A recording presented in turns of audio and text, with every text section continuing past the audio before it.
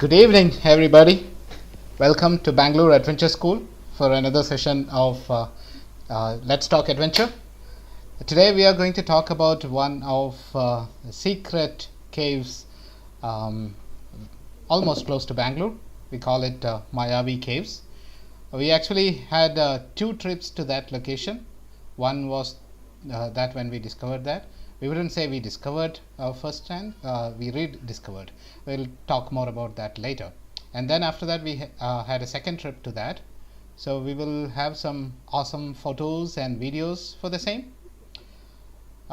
So I will first show one small video clip. After that, I will let all the panelists introduce themselves.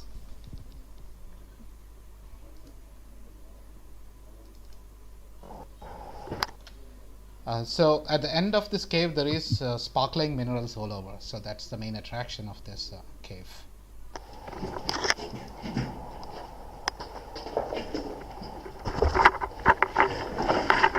It's like 60 degrees of sparkling minerals.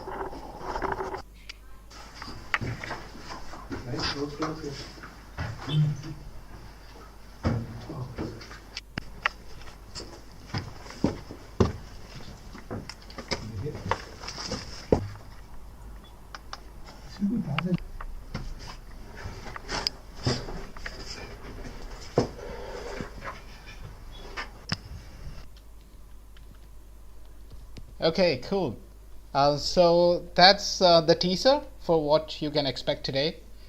So let's have the panelists introduce themselves. Praveen, would you like to go? Oh, hi, I'm Praveen. I already once came for this Canyons of Nagalapuram. I again reintroducing myself over here.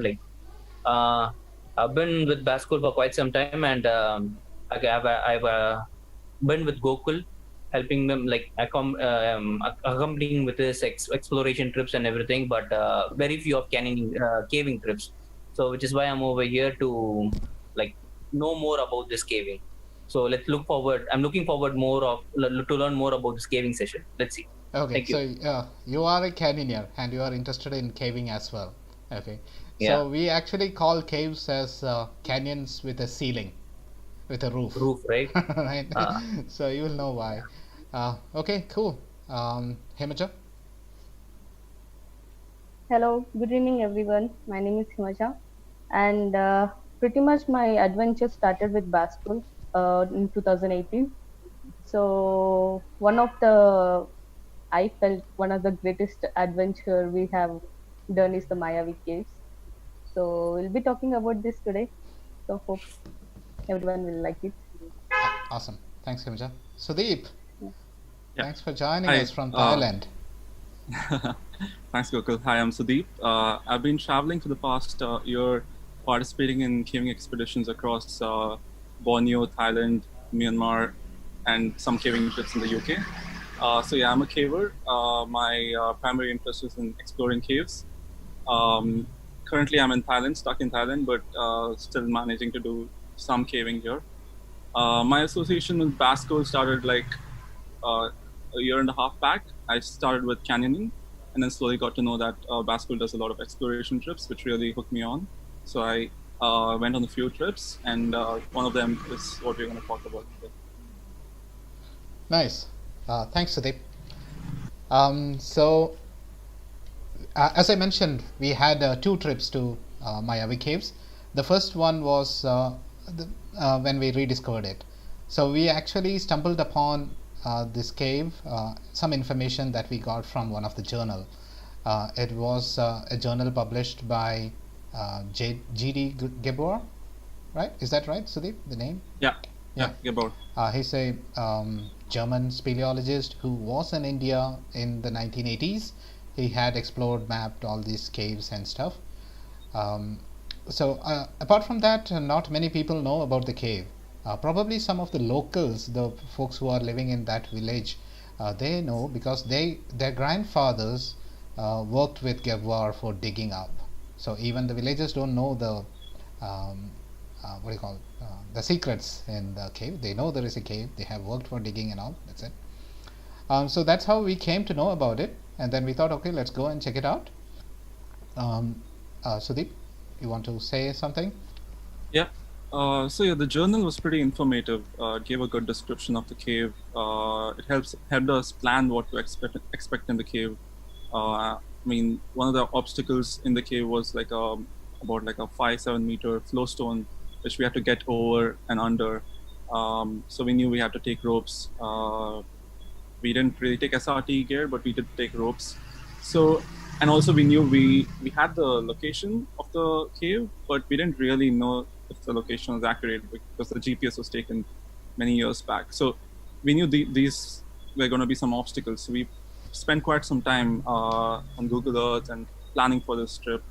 And yeah, and then we went over there, and didn't take us long to find the cave. Surprisingly, the GPS was very accurate. Vijay, who was one of our members, gave a shout out when he found the entrance, and all of us immediately ran to him.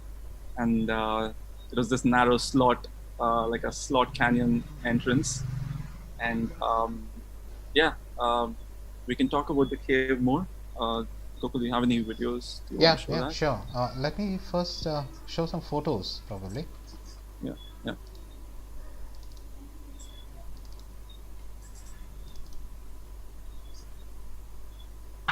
So those who are in the panel, they won't be able to see what I'm showing. It will be screened live though. So this cave is actually around 5 hours away from Bangalore. It's around 2 hours from Bellary district, North Karnataka. So we went on a Thursday, and then we camped there. There is a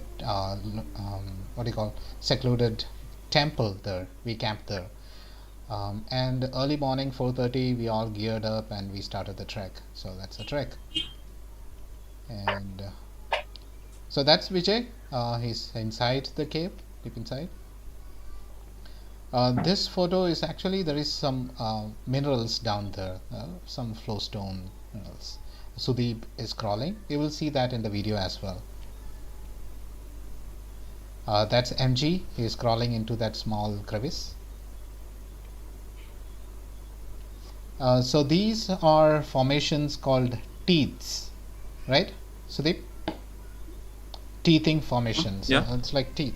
It looks like teeth on the Yeah. rock. So even they were shining. This photo doesn't do much justice. This is the end of that cave. That's where we have the flowstone rim pool, like all 360 degrees. It's shining minerals, and you see Vijay sitting there. Behind him is a waterfall. So that is actually a fall or a flow of shining minerals itself. There is some mud on that, but apart from that, it's all shining or fall.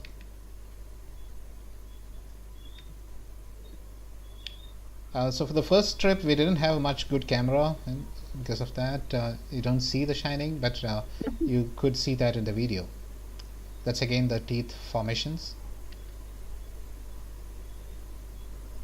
So once you enter the formations, all the shining minerals, it's all around after 500 meters. So immediately after entering the cave, this is how it is. It's like a canyon, slot canyon. You walk through that. While walking, even on either side of the canyon walls, cave walls, you could see shining minerals flowing. That's Sudeep sitting on that mineral flow. Halfway through, there was a small pool, probably knee deep. So the cave was pretty hot. This was the only respite from the heat. Sudeep, would you like to talk about the heat experience? Yeah, I think just going back to my point on obstacles, I think one thing which we couldn't anticipate was the temperature in the cave. So caves are known to have constant temperature throughout the year. So if you go during the summer, it's going to be slightly a degree or two cooler in the cave, or if you go in the winter, it's going to be hotter in the cave. So I think we were just about the start of the summer, so it was, I think, half a degree or a degree hotter in the cave, and we were sweating buckets getting to the end of the cave. And the air was bad, so we were really struggling. And so on the way back, we saw this pool of water, like Gokul said, like half a feet deep. We just all sat there, just relaxing for a while before getting out of the cave. It was very, very nice. Yeah. To give an idea how desperate we were with the heat, I would like to share that during the second trip, there was a dead bat in that water. You remember that? Yeah. But that didn't stop us from getting into the water because there was no other water. We were all sweating. It was so hot. We were like, what the fruit? Let that bat be there. We don't care. We got into that water. We lie down in there for almost 10 minutes, 15 minutes like that. All right. Imagine telling that now, actually, with the current scenario. What is that? Bat.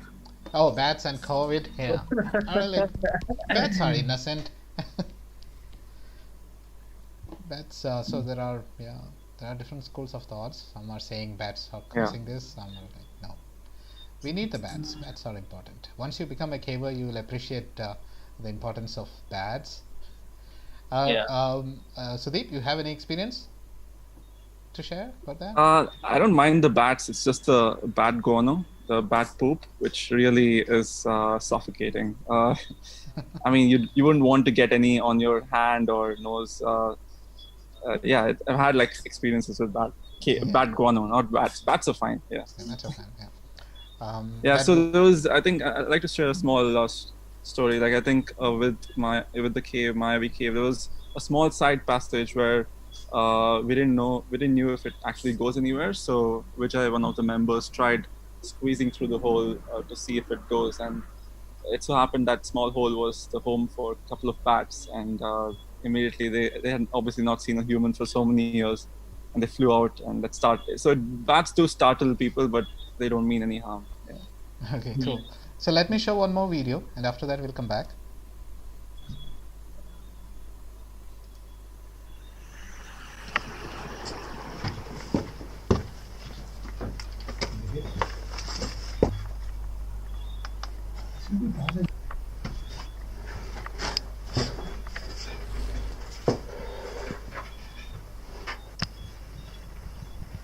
Who are we? Graduates. Bangalore Adventure School explorers. Yeah. What do we want from the cave? Which cave is this? All right. Where are we? We're at Mayavi Caves. It's 6:30 a.m. It's pretty beautiful out here. It might have a residues of diamond, no?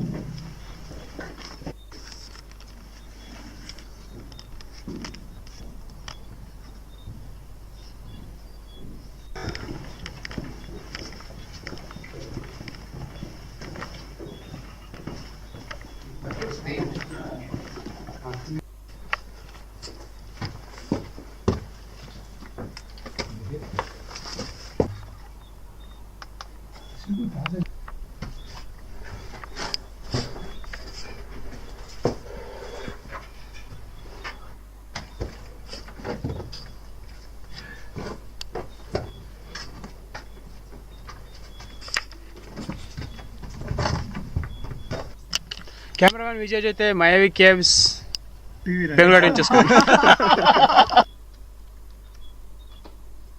Okay. Yeah. So the memory is coming back to you, yeah, Sudeep? Yeah. TV9. Yeah. So so those who are beginners, those who want to get into caving, so in India or at least in Bangalore, what do you think? You have seen caving in Bangalore, Borneo, Europe as well, Asia Pacific as well, right? So, any suggestions? Yeah. So caving, like I said, it's every other sport. You need to progress, right? Start with the basics and then go acquire more technical skills so that you can tackle the more challenging caves. The different kinds of caves. You have like horizontal caves, which are dry passages, walking passages. There are caves which are horizontal but very tiny, where you need to do crawling, squeezing, stemming.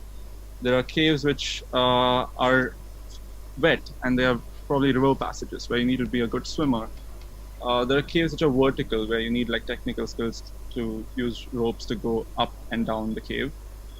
And there's cave diving, which is the most advanced form of caving. So to start off, like I would just get comfortable with darkness and tight spaces. So that can readily be done in Bangalore, in and around Bangalore. We have caves called talus caves. Kind of, most of the caves in the world are formed in limestone, but there are different caves as well. So one of them is talus caves, where it's just a big boulder collapse. So we have a lot of talus caves around Bangalore where you can just go and put on your helmet and crawl around. So that's a good way to start. And then you can get more skills on like rope skills, and then try to go for more challenging caves where you need to go in the vertical caves. Yeah. Nice, thank you. Praveen, Himaja, you guys have any questions? Yeah, like Sudeep was talking about being the fear of tight spaces, right? Yeah. So how do we know, like there's something called claustrophobic. So how can we know that whether we are claustrophobic, or else how can we overcome that? Is there anything you guys want to add on that? Right. Claustrophobia is a serious form of phobia. It depends on if it's all in your head or if it's actually real. So I would just try to first go into like a walking size passage and see if it's just fear of enclosed places, or is it actually the fear of tight spaces. So one of the challenges I myself find, and also from what I've spoken to other cavers, is that when it comes to tight spaces, it's really about the movements. Like with caving, you really use muscles in your body that you've never used. So it's about figuring out how you move in a cave, like what do you do to get out of those tricky situations. So that's what I said. So you just start with the easier big size passages, then you try to go into like the smaller spaces and see how you get along. So slowly, like the fear can be done away with. Yeah. So what I've heard is like a big majority of the people do not have claustrophobia. They have the fear of whether they have claustrophobia. Yeah. Okay. Yeah. So that you can figure it out only by actually putting yourself in confined places. So probably they get scared getting into an elevator, lift, like that, or probably a wardrobe, almirah. Try to remove all the shelves from the almirah and try to go inside, and then but make sure you have somebody outside watching you, helping you to be ready to help. Don't just go in and then get locked inside and become a skeleton. Right. So these are a few things you could try to actually figure it out whether you have claustrophobia, right? And if you feel confident, then start off with the easy beginner caves. That's the recommendation. Any other question? One more thing, you are looking at this cave. You spotted the caves. Okay, then if it's going to be something new which you're going to discover, okay, you are going inside for the first time. So I was with you for one of the caves, but I couldn't remember a lot of parts. There's a high chance that how to remember these parts. How do people remember? Right. So the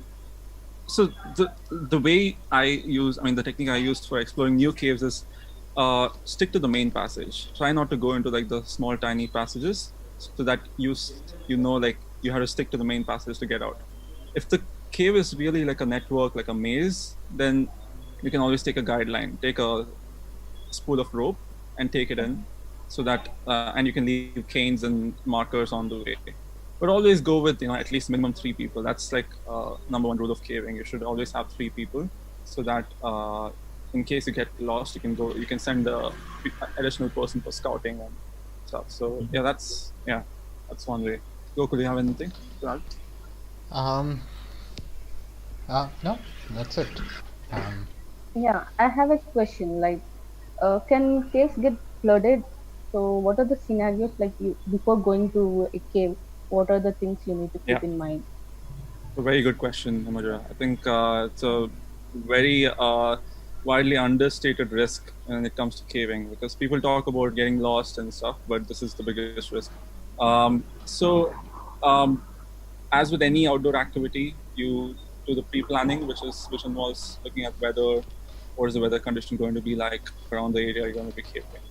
And the thing with caving is, I mean, which is different trekking. You don't just look at the weather pattern at the cave. Look at the weather pattern at least like, I don't know, like 20, 30 kilometers around the cave, because caves have a wide catchment area. So the water coming into the cave could be from 20 kilometers away. So if it rains somewhere very far, it could still flood the cave. So look at weather patterns. Yeah, just be smart about it, right? Like if you see like you see a flooded passage and you can see the water level rising, take a call that you turn back if this continues. So yeah, there have been so many cases where people have been killed in a cave because of flooding where it could have been easily avoided. So yeah, just good planning and risk management in the cave is important. Yeah. So from Bascool side, we don't mind cancelling. We don't go by peer pressure, right? Safety is supreme for us. So if there is any chance of something going wrong, we cancel it. So prevention is better than cure. That's our policy. All right. Yeah. So if you guys have any more questions, please hold it. I would like to show some more videos. All right. So these videos will be about the second trip. All right.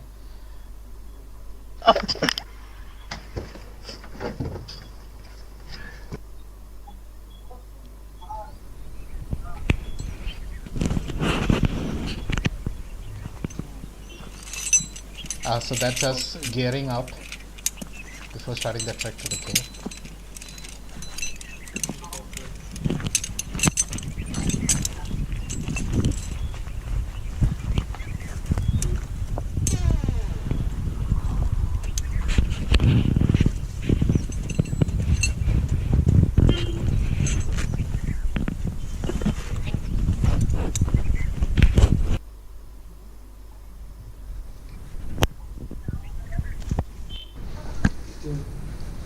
So this is inside the cave. This is actually the second obstacle we have to climb up. So it's all about teamwork. One person who could climb up will climb up first and then probably set up an anchor, give the rope for the others.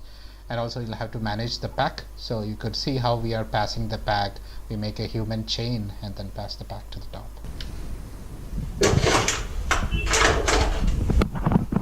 That's Himaja right there. I think that's Praveen Deshmukh.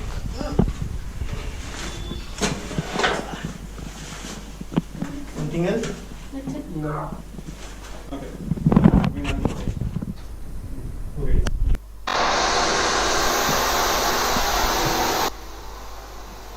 So that's a shining pillar that we saw in the cave.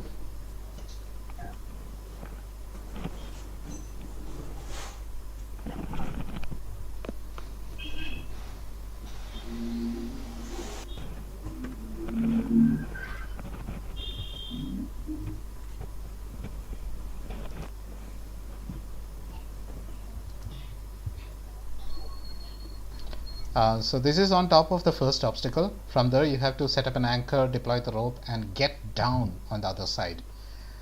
So that means while coming back up you have to have the rope, otherwise you are stuck inside. So this is Gokul, that's me setting up the anchor and deploying the rope to the other side.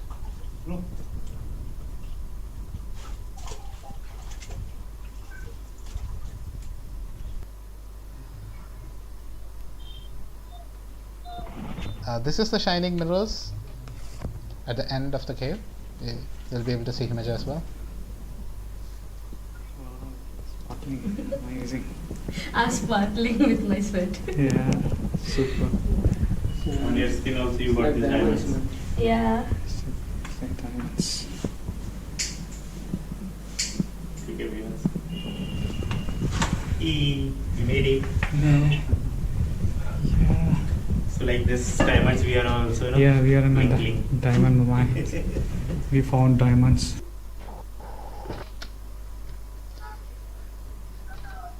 Okay, so that's pretty much about the videos.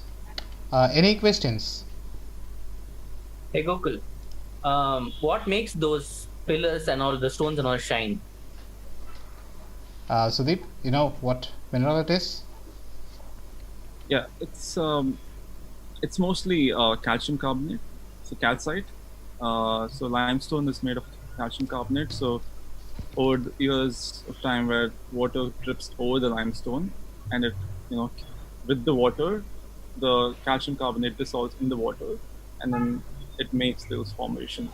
The white stuff that you see on the stalactites and stalagmites are calcite. Yeah, so usually some kind of calcite. The will should be calcium as well, calcium carbonate or some kind of calcite. Okay, sometimes there will be other kind of minerals as well. According to that, there could be other colors, right? If there is iron, it will be red color, and so many other colors, right? Anything else? So Gokul, you have an explanation. You always give this explanation of how a cave is formed, right? With the roof and all used together. Could you please explain on that? Okay. So we are using, first of all, we are using Zoom. We will get disconnected in around 8 minutes. If it happens, everybody please join, all the panelists, please join back in the same link. All right, those who are watching us in the streaming video, streaming will still continue. You can just wait there. So about formation of the caves. As Sudeep said earlier, there are different types of caves. Okay, talus caves is when big rocks and boulders fall on top of each other. There will be gaps in between. That gap is called the talus cave. So usually in talus caves, air is not a problem. There will be multiple opening. You do not have to worry about less oxygen or anything. There might be a problem only if there is dead matter there. So if there is dead biomatter, then there will be methane and all those gases coming in and reducing the oxygen level. So otherwise, pretty much talus caves are easy, not a problem at all. And then there is the most commonly known caves are limestone caves. So this is where there is a lot of limestone deposit in the soil.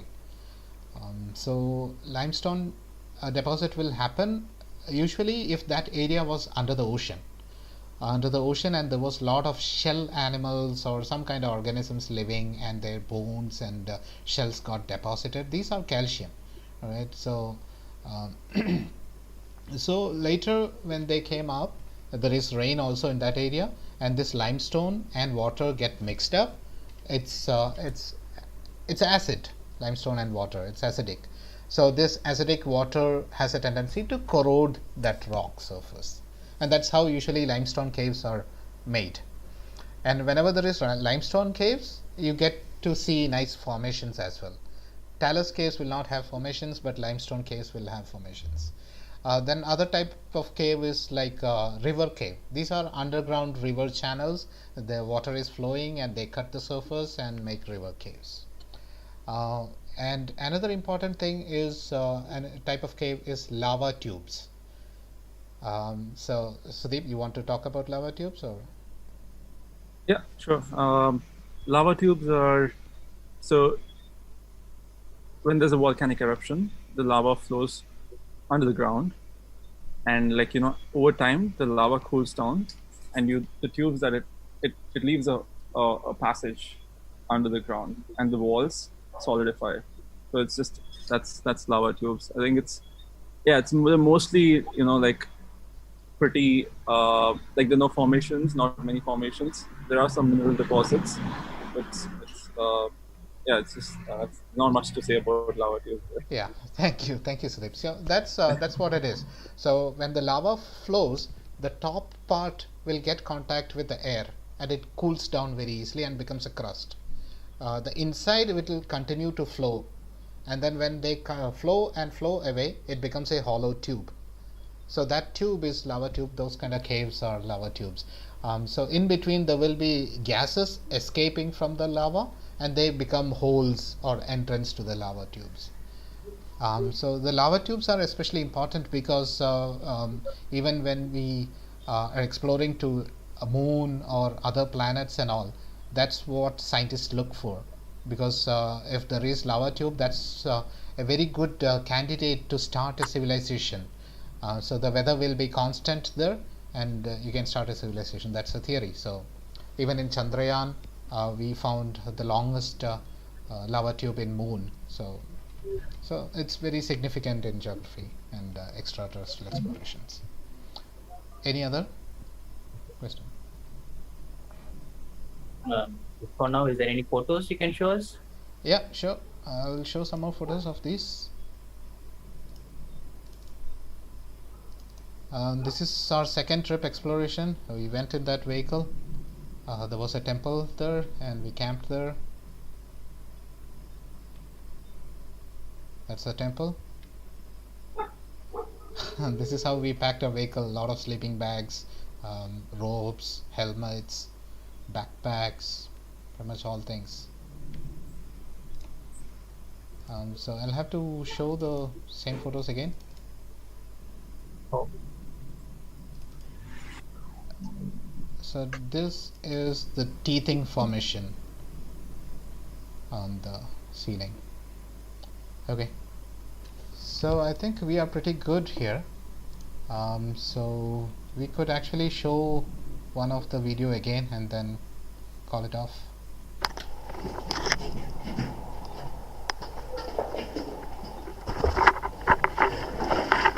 It's like 60 degrees of sparkling mirrors.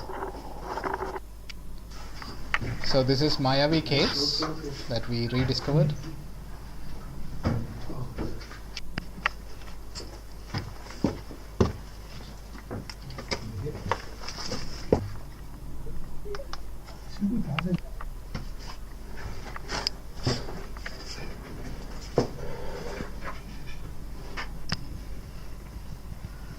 Explorers, yeah.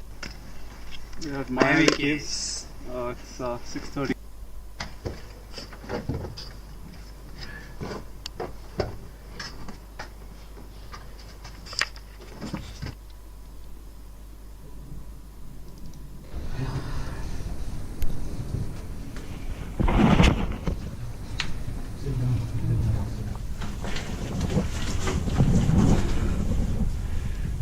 Wow, you're sparkling. Amazing. I'm sparkling with my sweat. Yeah, super.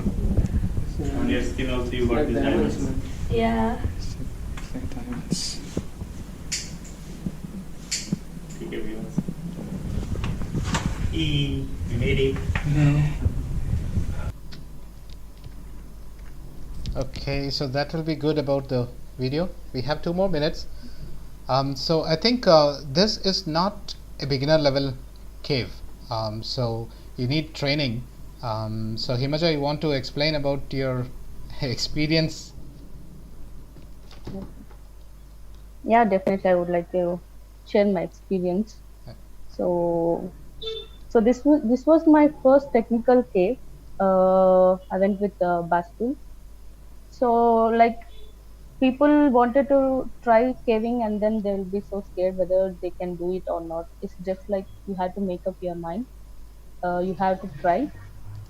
Thing is, don't underestimate any adventure sports or any adventure things you wanted to do. Always like be ready to face anything. So like here the one thing I want to share is we have crossed all the obstacles, and then everything that shining was the end. So the problem where I faced was coming back. There was this 20 feet drop which we could easily like get down and then go forward. The problem came when we are coming back. We will get So the thing, we will get cut now. So we'll join back and then talk about it. Okay. Yeah, please sure. continue. Yeah. Yeah. Like ropes were tied, and this cave has very less oxygen. As you go forward, there is like no in and out. There is only one way it comes, and there is no other ways that oxygen comes inside this cave. So almost everyone was exhausted, and we wanted to climb that 20 feet. So thing is, where I lack was my climbing skills. So that is where I lack.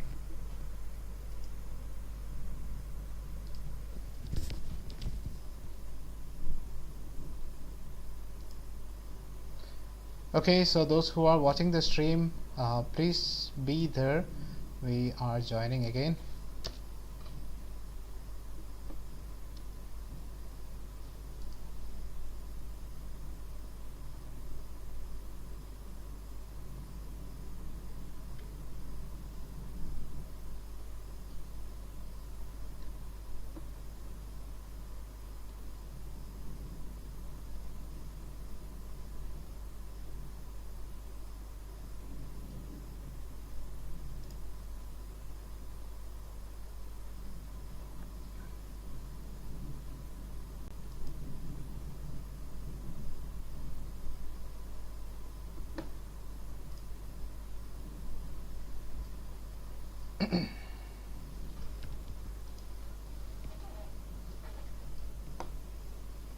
Okay, so everybody is here. Himaja, would you like to unmute yourself and then talk about the experience?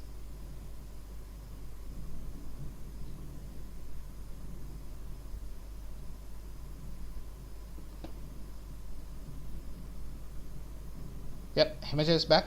So please go ahead, Himaja. Yeah. What I was telling you was that this 20 feet obstacle which we were trying to climb up. So at first, Gokul and Zanis, they already reached on top. We had only two harness. So one was tied to Sudeep, and the other was whoever is going up. So when my chance came, like I couldn't. These guys have to pull me up, and I had to use my upper strength to reach on top. So this is where like I was stuck in between like whether to go up and down. I was stuck in between, and then like these guys are pulling. You had to use your upper strength. Then I was like, I don't know what I was doing, what I have tried to do. As I don't know whether it's lack of oxygen or what. I don't know what was that. I was stuck for some time, and then I decided, okay, this is not going to happen. If I don't go up, everyone is going to die here. So that was I was like, okay, I have to. Then I decided, I made my mind, and then like within some minutes or something, we were up. So that is where like you need to prepare your mind. So you need to be conscious what you're doing. So no matter what, you have to be strong and then keep moving. That is what I learned from this. Yeah. There was definitely the lack of oxygen there. That was a place where you had to hold the rope and climb up. So Himaja was not actually stuck. She was. I felt she was tired and she was not able to pull herself up. We had set up some 2:1 pulley setup, and we anticipated that it will be hard because once you get down after the first obstacle, there is a lot of clay, wet clay, and you go to the pool and then what do you call it, shining pool, and then come back. You cannot climb. It's there will be a lot of mud on your boots, and when you start climbing, it's going to slip all over. And if you're not the first person climbing, there will be mud on the walls as well. So it's gonna slip everywhere. So that's what happened with her. But luckily we had the 2:1 pulley setup, and we were able to use the mechanical advantage and lift her up. And yeah, pretty much everybody was kind of stuck, right? And we had to lift everybody. Yeah, pretty much. Teamwork is very important in in caving. Yes. That is what I learned from this. Yeah. Cool. Thanks, Himaja, for sharing the experience. Praveen, you have any more questions? Anybody? Yeah, just a last question. Like you were talking about boots or something, right? Yeah. So do you use the same canyoning shoes which we use for like when you go for a canyon trip, or else is there anything specific for this? So I would say like anything will be okay, but the important thing is your toes must be protected. You might hit some rock, some rocks might fall on your toes. Okay, so these are the main thing. But whatever you carry into a cave, you have to assume that it will get muddy, dirty. You might have to throw it away, kind of dirty. All right. So you don't go in with a brand new backpack that you use for a trekking or hiking like that. Sudeep, would you like to add something? Yeah, I think like Gokul said, the shoes, the quality of the shoes matters because if you wear just normal running or jogging shoes, like we spoke about calcite, calcium carbonate, it's very sharp. It actually tears the material of your shoes. So if you say use your running shoes, it's going to cut it off and it's going to be destroyed in a few clips. So like what I use is something called wellies. It's like a miner's shoes. It's made out of rubber and it has like a steel toe cap to protect your toes, like Gokul was saying. So that is pretty nice. And the canyoning shoes are pretty good as well, actually, I think, because the other thing that you need with the shoes is like good traction on like wet, muddy surfaces. Canyoning shoes do that. Like they do a good job. So I've seen people use canyoning shoes as well. But again, like the life of the shoes is it's very less. Yeah. So the 510 canyoneer that Praveen has, it's pretty good. It has good toe protection and it has good grip as well. So that will work for caving. Okay. Anything else? Nothing. That's it. I think that. I didn't know that he's in Bangalore. Sorry, I didn't hear that. Praveen, I have a question for Praveen. He's in Thailand. I thought he's in Bangalore. Sudeep. Yeah. Praveen, so I have a question for you. Now that you've heard about the caving experience that we had, how do you feel? Like, do you think it's something you would jump into? Coming from a canyoning background. If there is a water going to be there in the cave, yeah, definitely I'm in. Because once I've been to Meghalaya, so myself and Gokul were there actually. So when I saw those caves, they were really interesting. Yeah. Okay, but Talus caves, which you told, right? Which falls on top of each other, but that didn't have any water. Okay, stalactites and all those things and all, I'm very much interested to see. Because it's really amazing to see those inside a cave, right? Where no one disturbs you and all. We are there in that element. So those things I really like. So if there is water, definitely yes. And along with Gokul, definitely yes, because he tells nice story when we walk inside the caves and all. So this is formed because of that. This is formed because of this. And people do prank also every now and then, so which makes it interesting. Yes, I'll be into it. Yeah, I think everybody has like develops their own preferences once you start caving. Like, for example, some could be interested in just doing ropes, so vertical caves could be their thing, or some would like swimming in the cave. So river caves are pretty interesting to them. So there's something for everybody in caving. Sudeep, so did you do any diving, or at least swimming inside a cave? Yes, I've done some swimming. Skinny dipping? Skinny dipping? No, no skinny dipping. But I had one of my most life-threatening experiences in that. Like again, like the thing with caving is you keep learning what to do, what not to do. So swimming in a cave can be very dangerous because it's not just your body weight. You're carrying so much, especially if you're carrying your kit. It can pull you down into the water. So you need to be, again, risk management. It's all about risk management. Yeah. But the one cave which I went in Meghalaya, the waters were like crystal clear. Yeah. So that thing is like so good to at least see, not even jump, but it was good to see. I didn't jump there inside. Yeah. But it was very good to at least be at a distance and just watch those waters, look at those waters. Crystal clear. So that is Maupun Caves. It's in Malimbina. Himacha came with us for one more cave, right? That's in Meghalaya. Yeah. That's called Krempuri Cave. This is the longest sandstone cave in the world. You want to talk about that? Maybe 1 or 2 sentences? Just keep it short. Yeah. Everything has its own beauty. So this cave has its own beauty. Like it has like at first like we can go like walk for a bit and then crawling starts, and then you had to walk on the walls. One is that you can stand and walk, and the next obstacle like you had to like lie down and crawl, and like you had to sit, and there are a lot of physical activities going on. Like once we almost like covered like 1 kilometer. There itself we were lost for some time. and then we were trying to find our way. So when we crossed all this path, I was hoping that I should not come back to the same place again. So it was like almost we are coming back to the same place and moving around. It was like amazing experience. Seriously, caves are really amazing. It was like Sudeep, thanks, Simija. Sudeep, when you had been to Meghalaya, did you go to Krampuri Caves? No, because I couldn't get the access. It's oh yeah. I couldn't. Yeah, it's they very still difficult. have some. They still have some conflict going on. There are two adjacent villages, and one village is claiming this cave belongs to us, and the other village is claiming this belongs to us. It's all yeah. So we got a local guide, and we were able to go in. The fact about Krampuri Caves is, if you go like 5 meters, there is a 4 junction again.